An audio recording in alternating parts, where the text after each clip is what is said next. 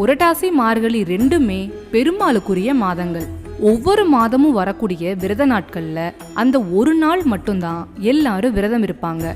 பெருமாளுக்கு உகந்த இந்த புரட்டாசி மாதத்துல மட்டும் மாதம் முழுசும் விரதம் இருப்பாங்கங்கிறது இந்த மாதத்துக்குரிய சிறப்பு.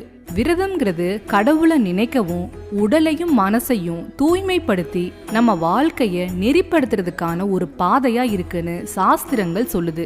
அந்த வகையில அசைவத்தை விட்டு சாந்தம் கொடுக்கக்கூடிய சைவ உணவுகளை மட்டும் எடுத்துட்டு விரதம் இருக்கக்கூடிய ஒரு அருமையான மாதமா புரட்டாசி மாதம் இருக்குது.